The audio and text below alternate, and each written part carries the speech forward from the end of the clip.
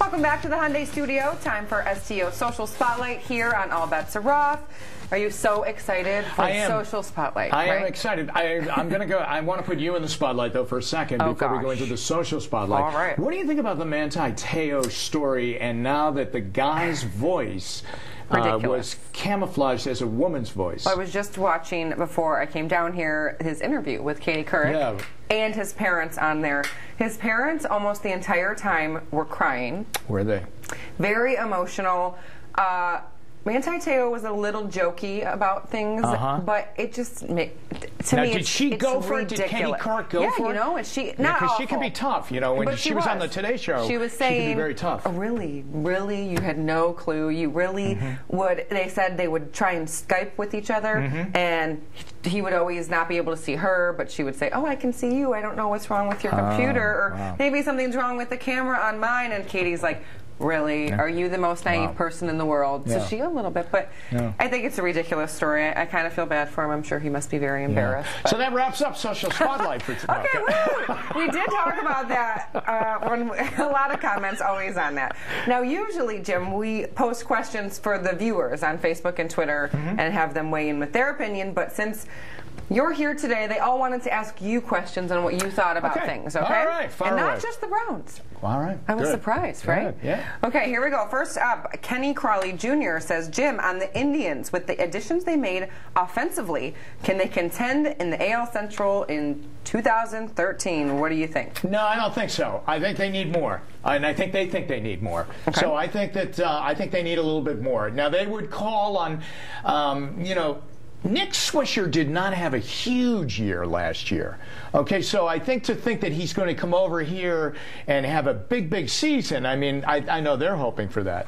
But I think that they need still a little bit more help. Wishful thinking with him, right? Yeah, I think so. Teddy Moses is next, saying another Indians question. With the moves the Indians have made so far this offseason, do you think it's the start by the front office to start spending in a more consistent manner?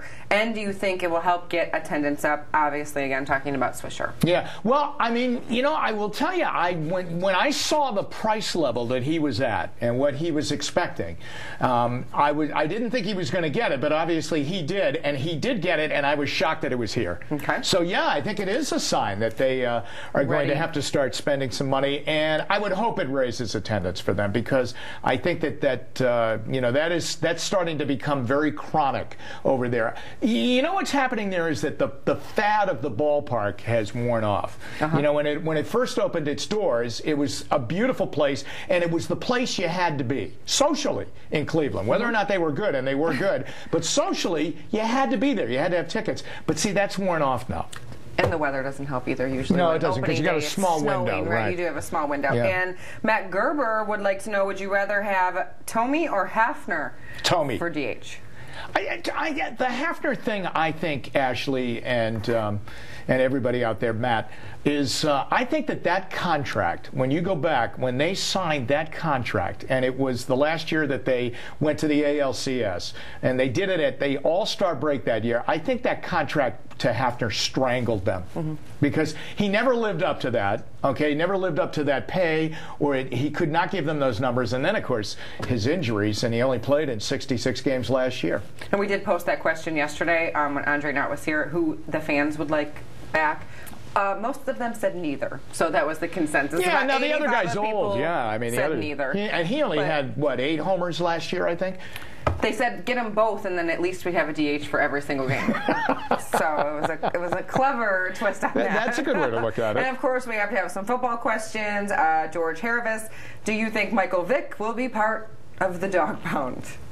No, I do not think that Michael Vick will be part of the dog pound. Now, Michael Vick, with that guy going in and coaching the Eagles, I mean, if Chip Kelly is true to what he is, I mean, Michael Vick would be the type of guy that could probably run that option, that read option offense that he, has instituted at Oregon. So, I mean, that's probably the best fit for him right now. Not here. Not here. Andy Mee says, do you see Masterson or Jimenez stepping up to be the ace of the rotation the Indians need to get into the playoffs? You already said you don't think they will contend win, though, but maybe those two guys step up big. Yeah, I think that, I think the thing that concerns them about Masterson is how tough he is, or how tough he's not. I think that they think, great guy, very nice that his wife makes cookies for everybody. Yes. I think that's great. Okay, and he's a wonderful guy. But I think that, Cliff Lee was a son of a gun out on the mound. I mean, he could be a nutty son of a gun out on the mound. Jake Westbrook was kind of a nice guy out on the mound. Sabathia is kind of a wild man out on the mound. Okay, and I think you need a level of that. Now, I think Masterson. Chris Perez is kind of a crazy, right? Kind of a crazy. Yeah, I think that. In a good way. Yeah, I think so. I think that you have to pitch with a little attitude. So I think you can have the best stuff in the world, and there are nights that Masterson definitely has that, but he does not have that mean streak in him that I think you need. His wife's probably happy, though, that he's very nice. And they're both very nice. Like you said, they are. And a lot of charity work. Oh, I know. And listen, that's great. Perfect. There's a place for that. But, right. Let's see. Oh, okay. Jeremy Sternagel says, in your opinion, which team will be the first to reach the playoffs? The Browns, the Indians, or the Cavs? You're going to hear it first, right here. I would say, I think the Browns will be the first to reach the playoffs because I think there'll be a significant improvement next year. And I believe that after the Ravens play in this Super Bowl, they are going to fade a little bit. Okay, they have a lot of older players, and I think they're playing on a lot of emotion with the Ray Lewis thing, and Ed Reed's old. Okay, and then I also think that the Steelers are old. Okay, and I think that the Bengals, it will be between the Browns and the Bengals at some point. Okay, and I think the Browns will make the playoffs. I think everyone will love that answer for sure. John McCoy says, "Who's been your favorite interviewee, let's say?" So who have you interviewed that's been your favorite? That's a very good question. Boy, who has been my favorite of all time? Yeah. Of all time? Anywhere, whatever you were doing, favorite. I'm trying to think. Who was my favorite? You can pass if you need to. No, I don't want to pass. We can come back to it. I'd like to use a lifeline. Okay, Could I do one of the lifelines? Sure, whatever you need. I'm going to think about that. Do you have another one? Yeah, and I'll think about that. Okay. Darius Jones says, I love hearing you and Doug on the Browns Radio Network. Who is your favorite Browns player that you like the most since the Browns have come back in '99? Well, I'm going to tell you, Josh Cribbs I think for me, it's the guy that gives you the greatest moments that you can call. Okay, and I think that Josh Cribbs, in fact, I used to call him the Great Cribbs.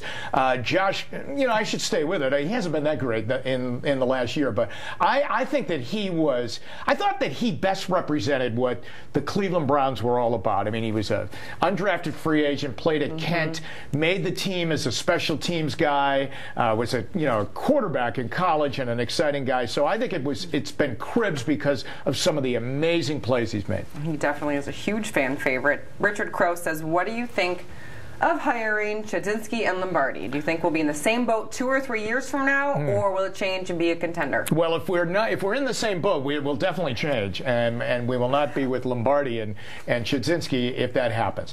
I'm a big fan of Rob Chudzinski, and I'm interested to see him take the next step. I really think he's an innovative guy. I think he's on the way to hiring a very good staff, and that's always what I worry about with a first-time head coach is what kind of staff can he attract. His coordinators are really good, so I think he kept the right people here, so I'm interested in that. I don't have as much baggage with Mike Lombardi as some in town, as everybody else has had in town. So he doesn't even have to have a clean slate with me. To me, he had, I don't think he had as big a role or as deceptive a role as everybody thought he had when he was here the first time. I mean, this was Bill Belichick's team back then. Okay, and I don't think Mike Lombardi was part of the team moving or anything like that. So, I mean, hey, it's an interesting move. I think we'll get him at a very hungry point in his career because I think when you're out of the league for 5 years and constantly trying to get back into it, once you get back in, you do your best work. Larry Gherkin has a Cavs question. Why are people so high on Byron Scott? I don't know. People say it's because LeBron left. Mike Brown had the Cavs playing almost 600 ball when LeBron was injured and not playing and not really there. I think Manny Acta and Pat Shermer both saying, I don't know, why are people so high on Byron Scott? Why were they so down on us and so high on Byron Scott? Point. I mean, really. You're right. I mean, I really don't understand it. And I talked with Jason Lloyd about it, and I guess he's on a long leash right now that will get tighter next year. Sure. But I don't know, actually. That's a good question. That's a very good question. And I don't say it sarcastically. I mean, I say it that I don't understand that. He really, he's getting by with a lot of L's. Bradford Johnson says, did you play sports in high school? Also, what do you think about high school sports being covered so extensively these days? Yeah, played baseball in high school. I would say extensively playing, covering high school sports is a lot of fun. It's certainly all of the television stations. And here at STL, we cover high school football, and now we'll be covering the high school basketball, girls and boys, in the state championship round. I think it's great. I think STO's coverage of the high school football playoffs is second to none. I really do believe that, and I thoroughly enjoy it when it reaches the weekend down in Massillon and Canton, and you're watching games in the morning, in the middle of the afternoon, and in the evening. And the Menor St. Ignatius playoff game this year was the best sporting event that I saw, and that should win over at the Sports Awards tonight. Okay, that I like game. it. Tom Cooper says, the most challenging thing when it comes to calling games on the radio, and not that you have to sit by Doug, but just what's challenging. Challenging. About just calling a game. Yeah, it's if the game is a blowout. If the game is a blowout. And not on the Browns end, though, right? No, it's okay. I haven't experienced. Well, that's what I'm saying. I haven't experienced many of those. I don't think that would be tough if the Browns were. No, if it's a blowout and they're getting blown out. You're probably too young to remember this. No, you're not too young. Oh gosh, that was nice. But when they came back it's over. Bye. When they came back in 1999, okay, and the first game they come back and they play the Steelers, I think the score was 43-0. It was in the 40s. I don't know if it was 43, and they lost 43-0. And I turned to Doug after the game and said, I think this is going to be a little bit tougher than we thought. And it was, man, it was tough. When your team, if you're doing local, if your team gets blown out and it's early, that's a long afternoon. That's a tough game.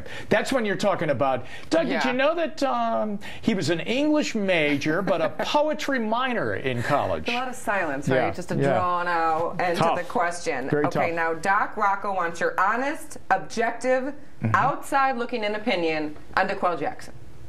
Oh, I think he's a great player, but I think these last 2 years have been phenomenal for him.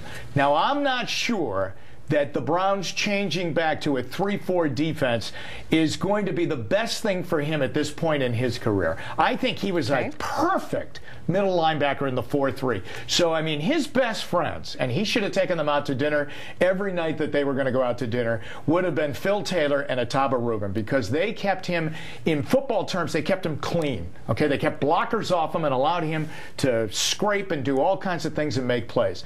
In the 3-4, it will not be that way. I mean, it will be more difficult for him, but I'm a big fan of him, and I think that he's a great leader. There you go, Doc. Joe Bold. I'm still trying to think of my favorite interview. We'll come back. Yeah, it's really bothering me. It's really troubling me now. Browns uniform, redesigning them. They've talked about it. So what do you think about that? Do you think it's a good thing? Which ones do you like? Let's say. Well, Ashley, there's a real strong club out there that says don't touch that uniform. Okay, I mean, we fought for that. Okay, I mean, when they moved, we didn't have the team back, but we fought for the colors, the helmet, the name, and all of that, and I understand that.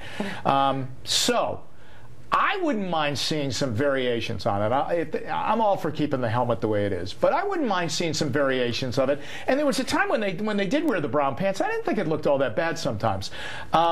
Here's what happens. I'm going to go back to what Joe Tate said a long time ago. Any uniform looks nice when you have really good players in it. And I think that you will enjoy, if the Browns are wearing Argyle in the colors of brown, orange, and white, they'll look great if they're 10-1 going into that game. 100%. Someone also commented when we said about the new uniforms, whatever has a Super Bowl emblem on the front of the jersey looks fabulous. You can wear whatever the heck you want. That's right. Next, we have some Twitter followers who have some questions as well. Pastor Slisher says, what was your favorite game to call? For the Browns. You can remember. Yes. Yeah. I think it was. My favorite game to call was when the Browns made the playoffs the one year since they came back, and it was the last game of the regular season, and going into the game they needed about 4 or 5 things to happen. They needed to win, and they need this team to lose, this team to win, this team to lose, all of those things. And all of a sudden, as the afternoon kept going on, and you kept checking the scoreboard, those things were happening. But the thing that wasn't happening is they were losing. Okay, and then William Green hit this run. Okay, and I remember yelling out, "Run, William, run!" Okay, because he hadn't hit a run the entire year. And then they had an amazing goal line stand. It was against the Falcons and Michael Vick when he was with the Falcons, and they made the playoffs. But we didn't know they made the playoffs until later that night. I remember driving home with my daughter from the game, and you had to listen to the Packers Jets game on the radio, and you had to find it first. And Butch Davis pulled up alongside of me and said, "Hey, I found the game on the radio." And he'd go, "Where is it?" And I said, 660. It was WFAN on the AM side, and you could just listen to the game. And they needed the Jets to win the game, and they did. There you go. Favorite game. That's the whole day. That's in a nutshell. Entire day. Yeah, that's how I remember that. We're skipping to the last question now here. It's from @ChuckDanger77. Wants to know where you get all of your colorful socks from. Oh, good. But this is a big. Can I give these? Here. Oh, sure. Can you see? How would I do that? Maybe on this camera. I got a beautiful pair. Do I not have a nice pair of purple ones on today? Oh, here they go. There they are. Look at that. Oh, that's a very pretty purple color. Striped. I know they're Ravens colors, so don't go crazy. You might get in trouble. Yeah. People are going to be calling in. Why are you a Ravens fan? I think my wife got them at Nordstrom. Nordstrom is I think I got them at Nordstrom. Yeah, well, and my wife buys them all. She does? She buys all my socks, my ties, and shirts. Sounds like Jackie Drennan, because she buys all of Bruce's things, and everyone always comments how nice his wardrobe looks. And that's the what wife happens. is always behind it. Yeah, right? absolutely. All right, I want to tell you, I've got it. Good, I'm happy. Right. Now, this is touchy, okay? Uh-oh. But my favorite interview that I did was I interviewed Art Modell after the drive, right after the drive, when Elway went down the field. And it was the greatest interview because no matter what you think of him, he was great for us in the media because he said what was ever on his mind. And what was on his mind was, how the hell did he go 98 yards in the mud that day? And it was a great interview. And it was just a great moment. It was a great interview. I always enjoyed interviewing him. I don't agree with what he did, in the aftermath, but it was a great interview. Well, now that's an honest. I could have said, I interviewed Michael. Right, I interviewed Michael Jordan after he hit the shot, but so did 250 other guys. Right. I like it. Yeah, it was good. It was a great interview. Well, that was a fun social spotlight. Good, and I had a great everyone got time. to know you a little.